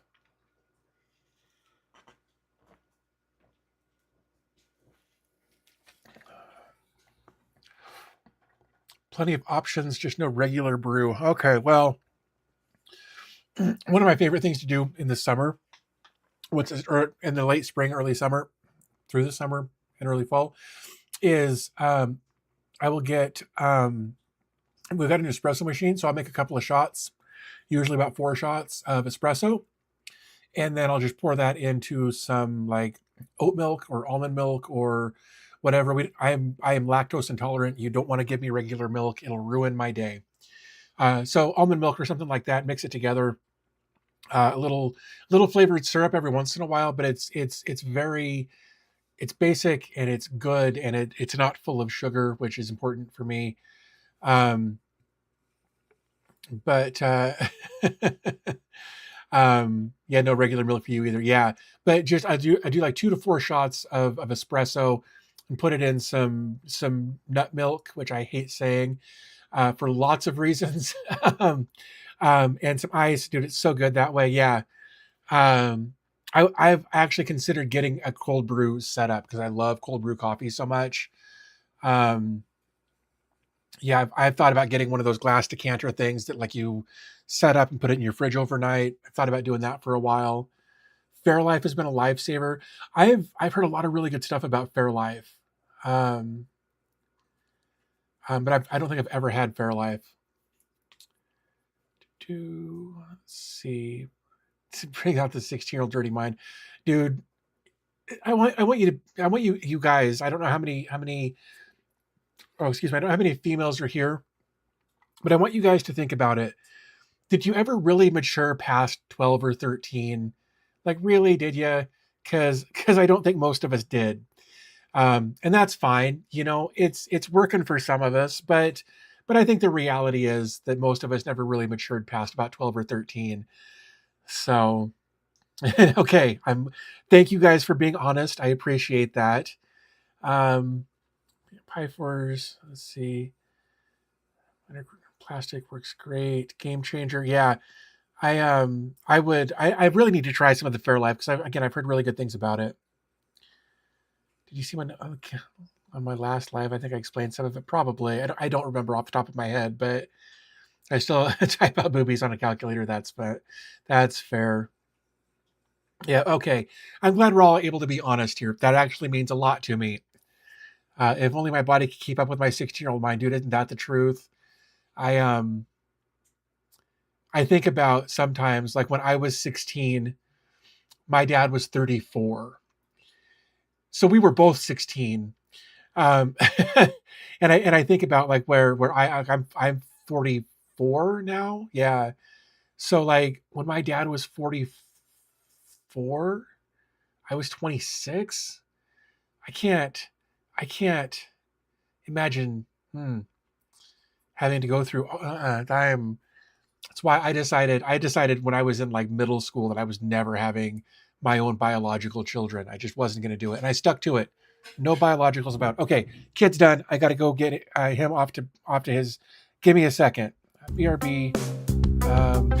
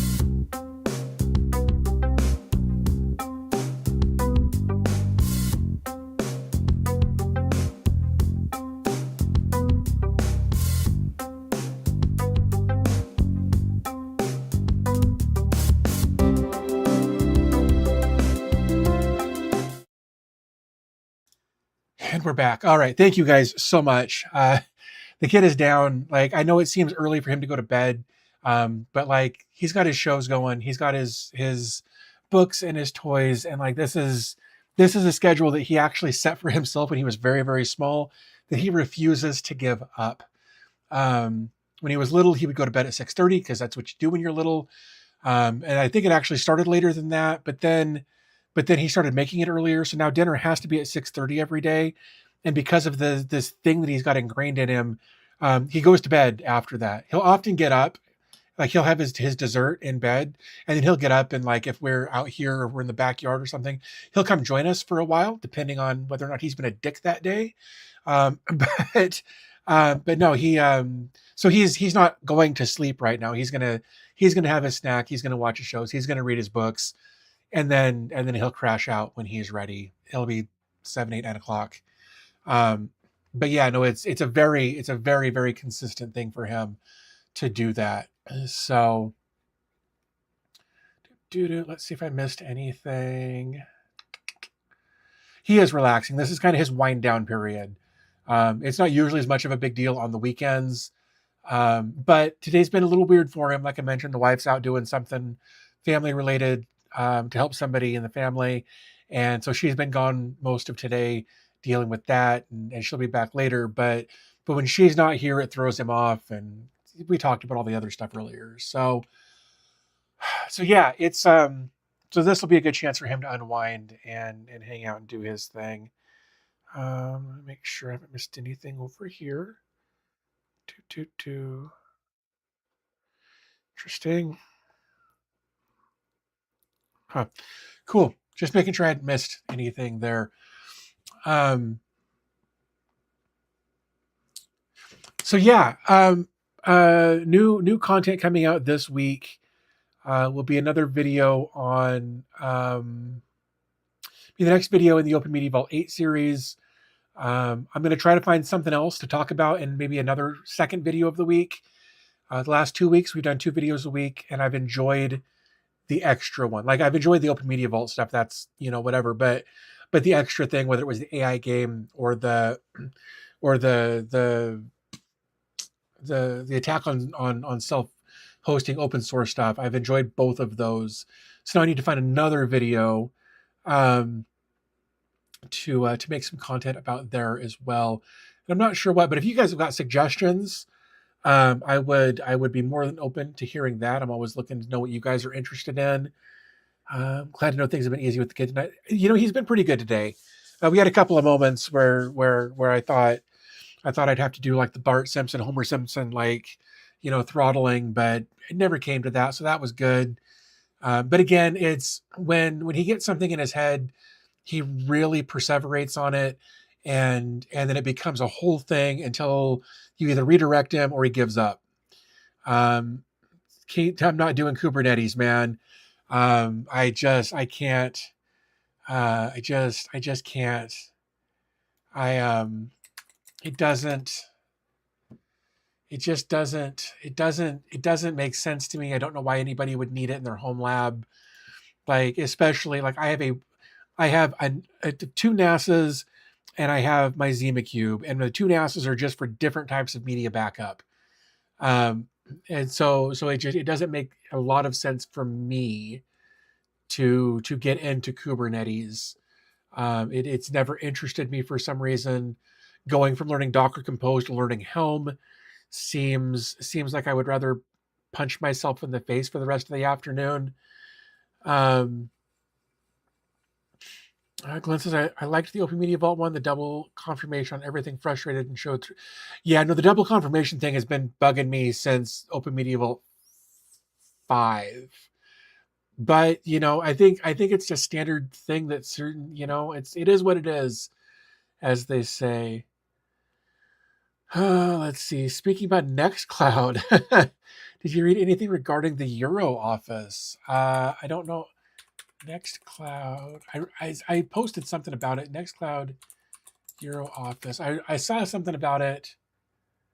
Launches Office Suite.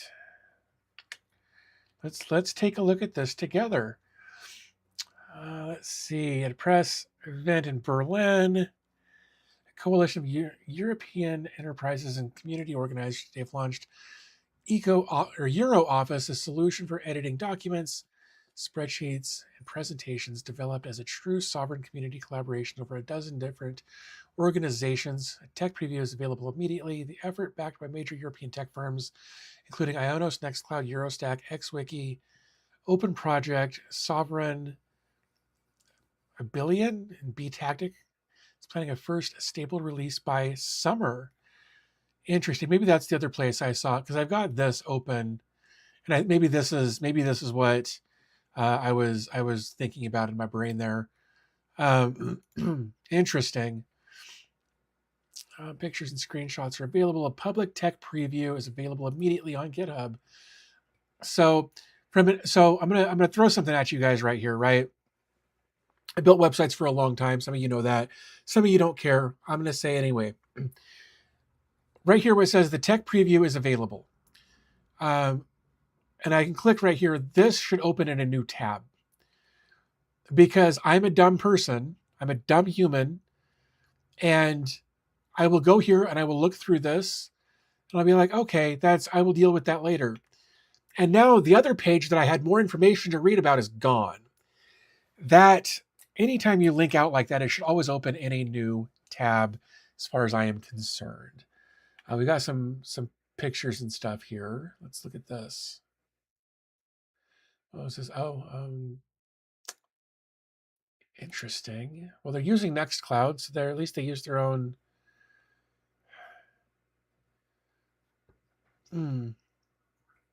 He looks like he would have worked with Jean-Claude Van Damme in an 80s action flick. I don't know. It's something about the bright blue eyes and the haircut. So this is part of the presentation. More people. Ooh, man, that looks good.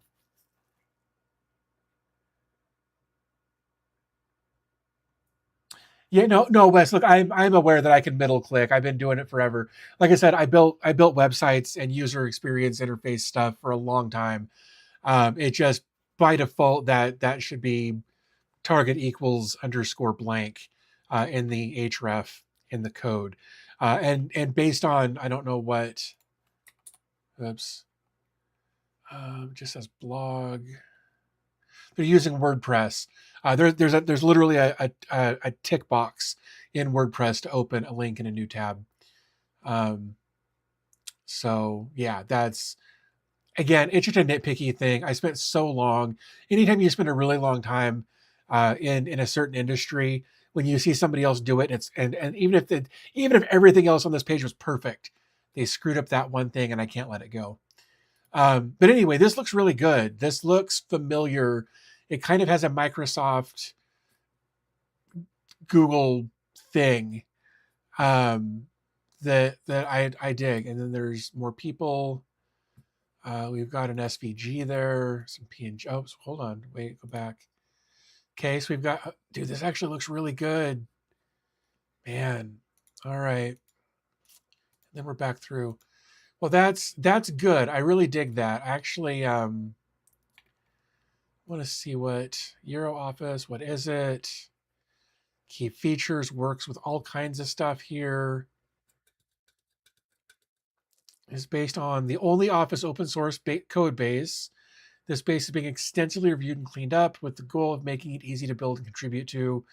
Why did we resort to a fork rather than collaborate? Of course, forking should be the last resort. Unfortunately, open collaboration with only Office was not possible for a number of reasons. And they explain that. They're working on governance. All right, well, interesting. Got some different things here. Let's open this up. Yep, it's a fork. Yep. I think on Google. Notice how every link on Google search page opens in. Man, I thought that was a setting that I had set up, if I'm being honest.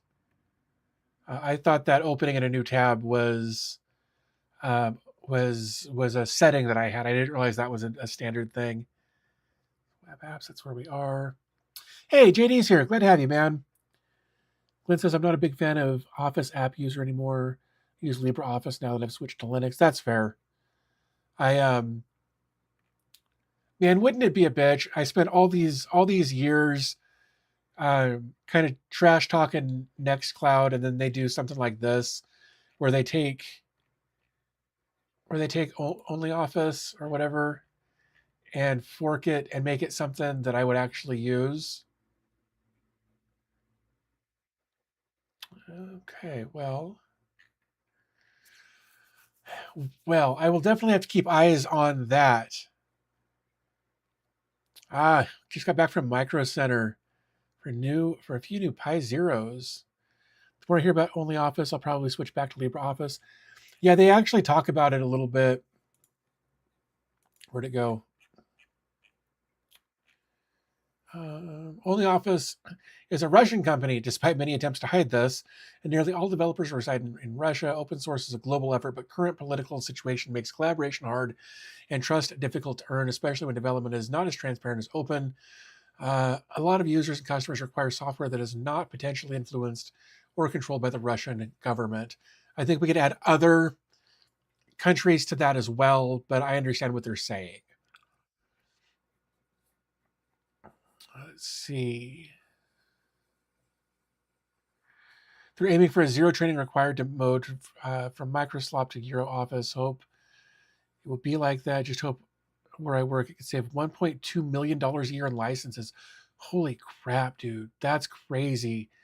Well, then I hope this works. Cause like, again, this is an interesting thing. And again, like looking at this, man, that's super, super clean. And if you could easily self-host this, either like that too, like I do a lot of stuff in spreadsheets. I don't do much in PowerPoint, which is whatever. I don't do much in Word, but sometimes I got a Word document I got to deal with. But it would be nice to have as effectively my own self-hosted version of, like Google Docs, Sheets, whatever, right? But with a nice clean aesthetic, that would be pretty awesome. And of course, this is also, it looks like it's wrapped inside of Nextcloud here based on this. Um, but it looks really good. I hope they maintain this aesthetic. I like that a lot. And they said what they're trying to do something by summer. Planning a first stable release by summer.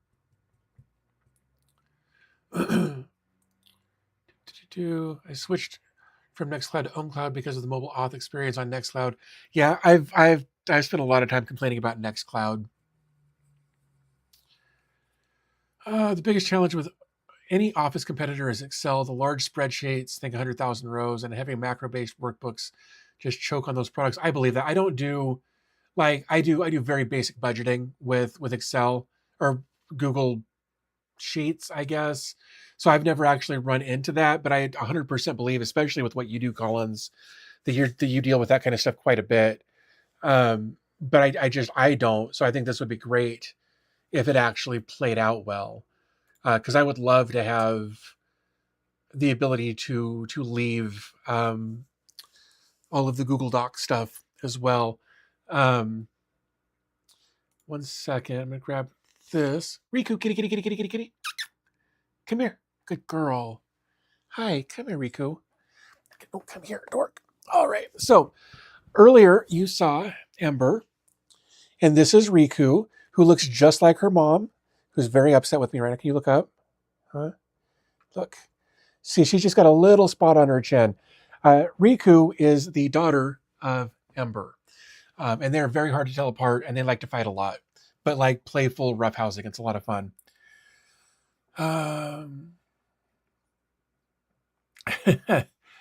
Let's see. I can care less if only Office is Russian. It's how they operate and maintain only Office, which is making me question them. What specifically, Jason, about how they maintain it makes you question them? I'm just genuinely curious. And if you don't want to answer, that's fine. But I'm always interested in getting opinions on things like that from people where I may have absolutely missed something. So yeah, would love to know more about your experience there. I need to, hold on. I want to fix something here real quick. Of course it's gone. Why wouldn't it be?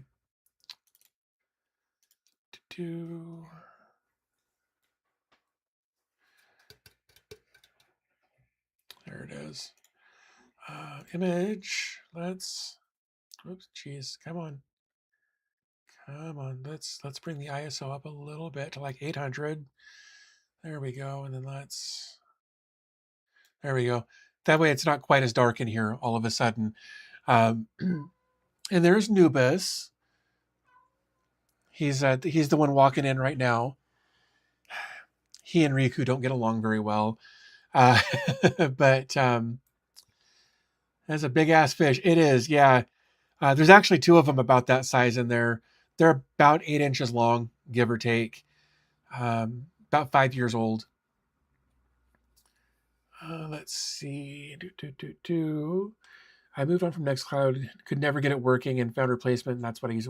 Yeah, that's fair. Like we actually did a live stream once where we did, I think, Nextcloud AIO, and the mission was to only follow the instructions that were given from Nextcloud. It wasn't, hey, there's this other workaround. It's like, hey, go look here and find this. It was very much, we're only going to follow the instructions that Nextcloud gave us, and it failed almost instantly because of the setup process. They expected you to just have certain bits of information ahead of the game. So, let's see. I need to know more. Just recently found out through the Linux experience about this morning. Is Obsidian Live still? Sorry. Evan R says, is Obsidian Live Sync still the best personal self-hosted note solution? That's what I'm using. I have Obsidian up and running, and I've got Live Sync set up on a domain so that even if I'm taking notes away from home on my phone or whatever, everything syncs in real time, and it's awesome. I really like it. How big is the aquarium? 75 gallons, I think. I really wish it was 100. I would feel better if it was 100 because of the 2 Oscars. But yeah, it's 75. It should be 100 though. I heard Obsidian. Oh, I heart Obsidian so hard. I pay for their sync because I use too many devices across too many platforms. But I absolutely love Obsidian. Yeah, I jumped into it a couple of months ago, and I and almost immediately decided to set up my own live sync. I've got it on 3 devices. Is it 3? 1, 2, 3, 4. 4 devices. I've got it on this computer, which is my Alaris One that I put Windows on. My laptop, maybe both of my laptops, the PC out in the studio, and my phone. So that's like 4 or 5 devices that I've got live sync set up on. And I love having Claude output notes in MB so I can just save right into my Obsidian inbox. Yeah, I feel like there's a setting somewhere in.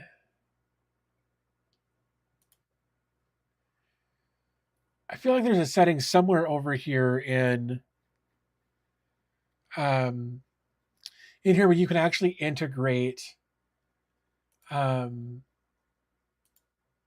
into it. I remember seeing. I feel like I remember seeing it somewhere. Core plugins,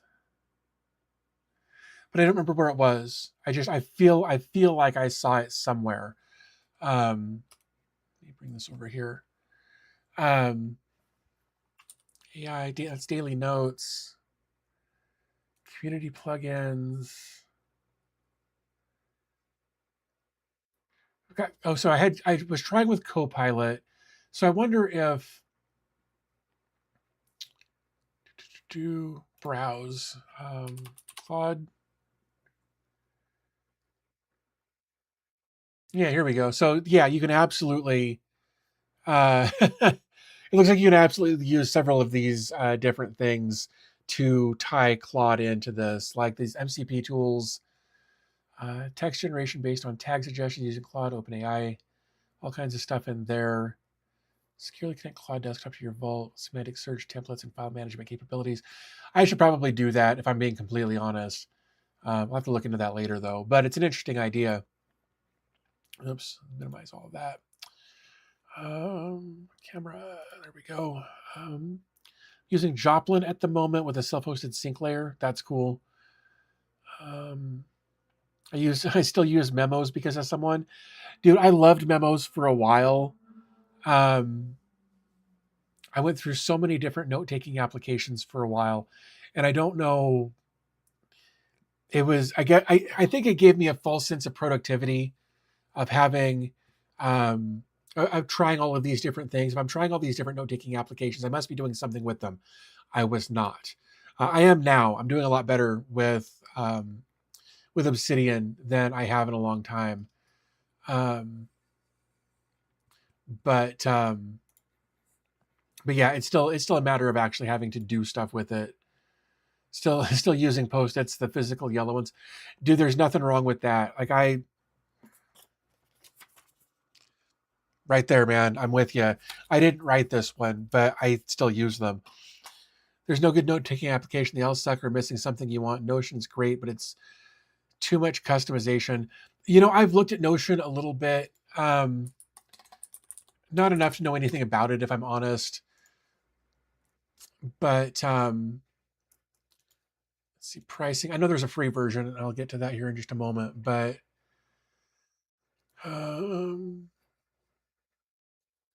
let's see, if we come over to here to the desktop, there we go. Essentially, so free for individuals to organize, and of course, all of the damned plant lights turned off because it's 7:00. Let me find Home Assistant so I can turn them back on. To living room. I'm in that one. There we go. Plant lights are back on. Anyway, so free for individuals to organize personal projects in life. Includes a trial of Notion AI, basic forms, basic sites, Notion calendar, Notion mail, syncs with Gmail. Databases include subtasks, dependencies. I don't know, man.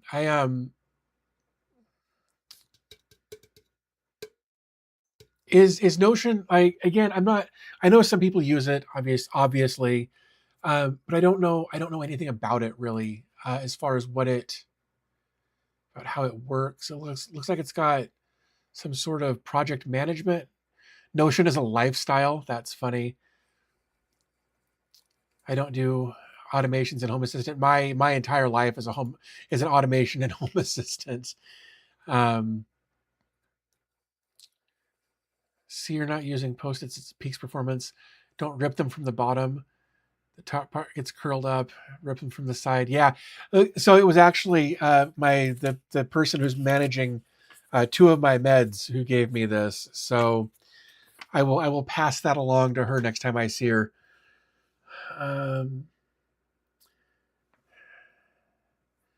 Night 7:00. It's the middle of the night here. Yeah, I believe that. Normally I don't do live streams on Saturday evenings, but tomorrow's Easter, and I didn't want to. And like I mentioned earlier, everybody's doing, sports and springtime stuff Saturday mornings, and then I was going to do them Sunday. Or I'm planning on switching live streams to Sunday, like afternoon.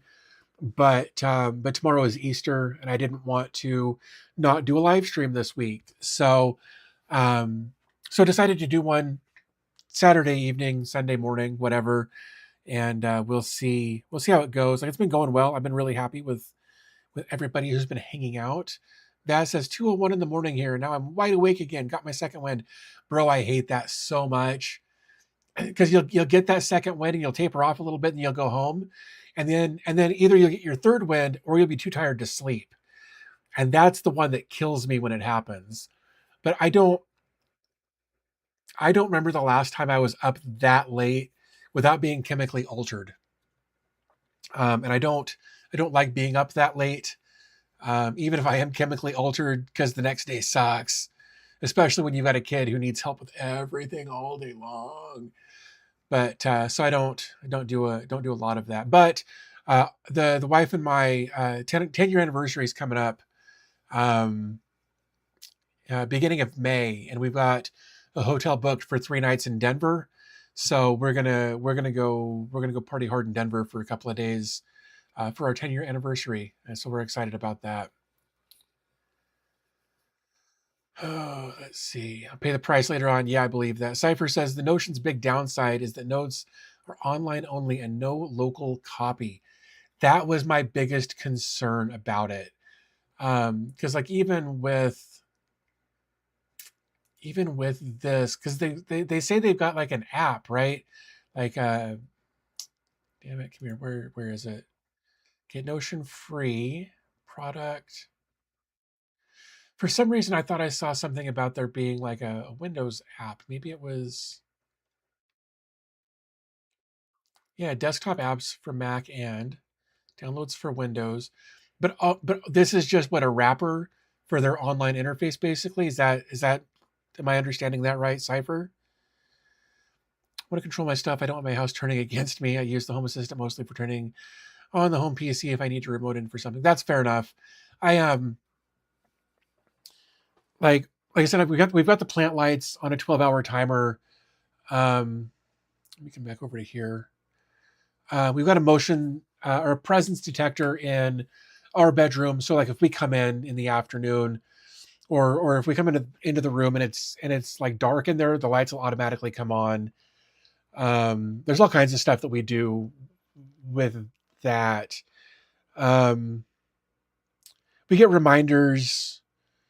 Um, like our front porch lights, I've got an LED strip on our front porch lights, so I don't have to change I don't have to put up like lights for different times of the year. I just change the program of the lights that plays depending on what holiday it is, and that works really well for me. Saves me a lot of time and headache. Um, we get deliveries early in the morning sometimes, so if our doorbell notices that there is somebody there, it will turn on our front porch light, so they get a little illumination there. Um, so we do little things like that, and that's actually been mostly convenient stuff for us. Notion limits apply as soon as you invite a user. That's okay. No, it's an app. It's just your notes are not accessible in like a markup language. You can save them, but it's not as an MD. You can you can find them. Oh man. Okay. I never got used to the AM PM. Not to just start that discussion again. That's fair. I I was in the military for a while, so I got used to it. And then dealing with I had some friends in Scotland, and I kind of got used to that with them there. That was a dumb way to word that. So I'm used to the 24-hour system. I prefer it, but again, I also prefer the metric system, and we just don't use either the 24-hour or the metric system all that much here, unless we're talking about fixing cars or selling drugs. So, um, yeah. What I do is OneNote, save in OneDrive, local copies, back up those local copies to OneDrive, and have the NAS pull down. It's not a bad way to handle it. God, I haven't used OneNote in so long. I'd honestly forgotten about it. Oops. OneNote. Man, I hadn't thought about OneNote in a really long time. I don't think I've even touched it since Microsoft bought it.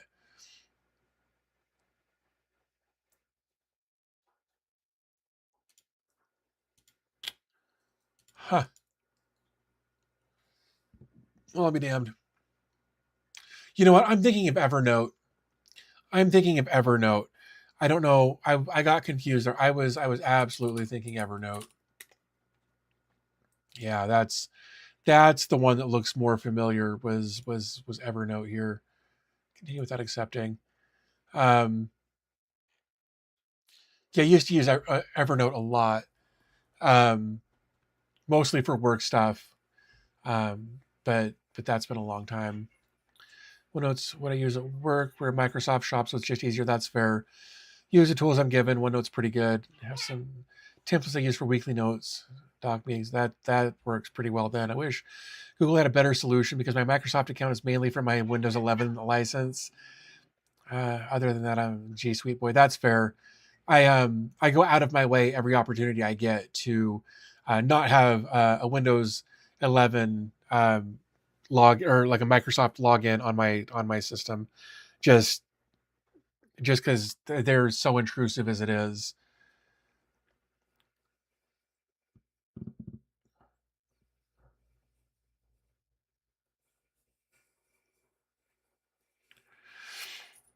Yeah, the 24-hour time. I guess you could call it military time. I've always referred. Well, I guess I referred to it as military time when I was in the military, but it's such a it's so much more than that. It's a global thing that a lot of other countries use, and I think they just they don't even think about it. But it's more of just a 24-hour system, like it really is. Like it's 1900 hours right now, or 1909. But um, but yeah, I don't know. I like um like I said, I prefer metric. I prefer the 24-hour system. I always have. It's just it's based on things that make better sense for my brain. And obviously a lot of other people. RIP Evernote though, yeah. Joplin was my go-to notes for a long time. Now Obsidian. Yeah, I've pretty much gone all in on Obsidian. I yeah, like you can see like these are folders and this is stuff that should be in folders. Um as far as like project ideas I'm working on and notes and scripts and all kinds of stuff that I really need to do a better job of organizing.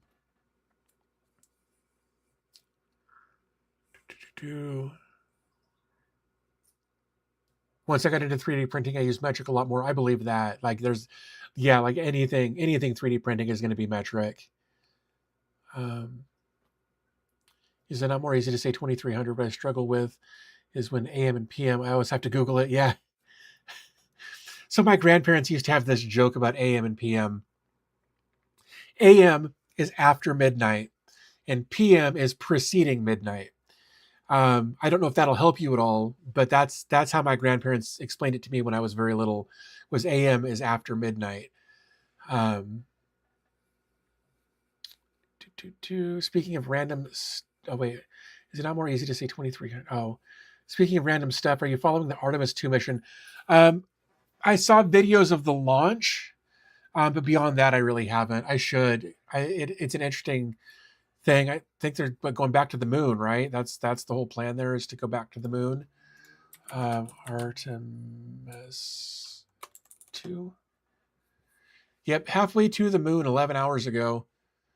Um, oh, screw you. Is this going to work? Please work.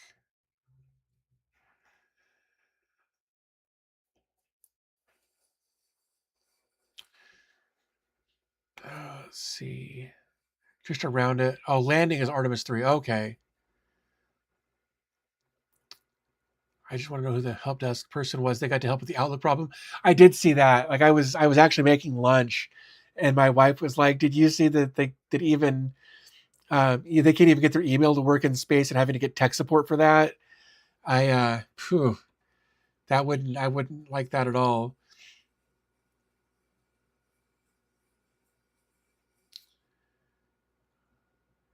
Just it's moon time again, just like in the '60s. Yeah, I'd be curious to see how that goes. I I'm surprised we haven't fought a war over who owns the moon at this point, because that just seems to be how things go lately. Um, but I'm genuinely shocked that we haven't gone to war over the moon yet.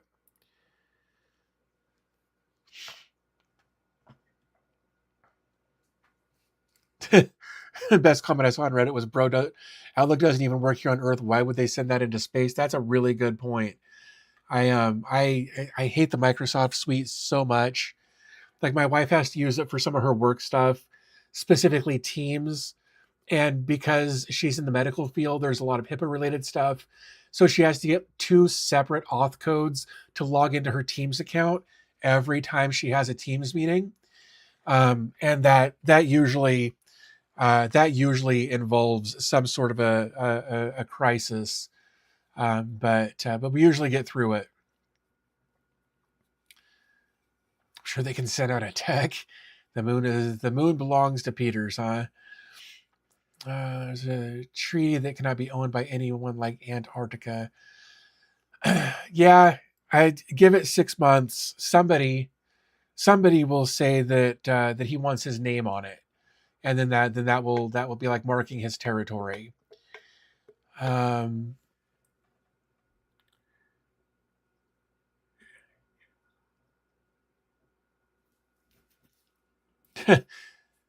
Honestly, the only reason we're going to the moon is because China's working on going there. I believe that. Someone gave it to me. That's funny. In the 60s, it was because Russia was way ahead of us on the space stuff. Yeah, was it Sputnik? Olive Lamas has come to New Orleans. I actually was there in 2009. Um, I say I was there. I was driving from Miami back to Colorado Springs, and we actually drove through there. Right, it was in the aftermath of Katrina, and it was eerie. It was kind of creepy at the time. It was an eye opening experience that I can't even imagine what it was like to be there then, like as a resident. Um, had some really good pizza while I was there, which I know we don't have pizza there, but but I needed something that was closer to my palate because I had been down there eating Cuban food for a week, which was great, but I wanted a palate cleanser after all of that. So I almost choked when I was having lunch and heard, "Hey guys, we have two versions of Outlook here and none are working." Remember me of Space Force? Yeah, Microsoft. Yeah, despise Teams. All that white space on the text box. Yep. Luckily, most of her team stuff is just video calling, so it's not too bad there, but it still sucks. All right, Collins, thanks for hanging out. I'm probably not going to be here for too much longer either, but I super appreciate you and literally everyone else that's here and been hanging out, and of course the memberships that you guys have donated. Really appreciate those as well. Um, but yeah, no, I really should follow more closely on the Artemis stuff. It's an interesting topic. Um, but I've been so preoccupied with trying to get this CRM up and running over the last couple of days that I just haven't done anything through it. Teams isn't terrible if you do it in dark mode and chat on a 4K monitor, though. Yeah, so I'm running it. I've got a 4K monitor running at 1440p, and she's got a 1440p ultra wide. That's not too bad, except it's a Samsung panel with a row of dead pixels. Um, Kind of down the side, and they're just kind of yellow, and it sucks. So when I got the Asus ProArt displays, she got that, and she doesn't even notice it. It's fine for her, but it wasn't for me. So she's got a bigger screen, and she loves it because she does a lot of gaming, and she loves playing like Fallout 4 and Fallout 76 on the big ultra wide setup. She likes that a lot. So. Let's see, make sure I'm not missing anything else.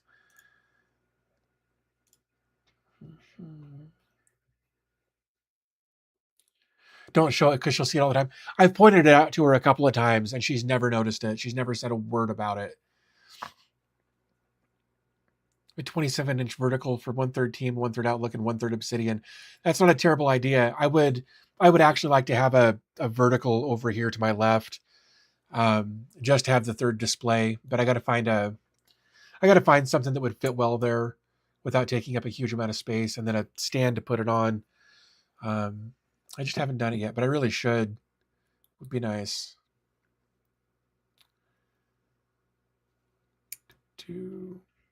All right, well.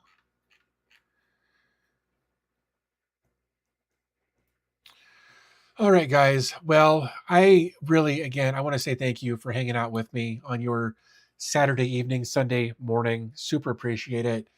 I love doing these live streams and hanging out and chatting about everything.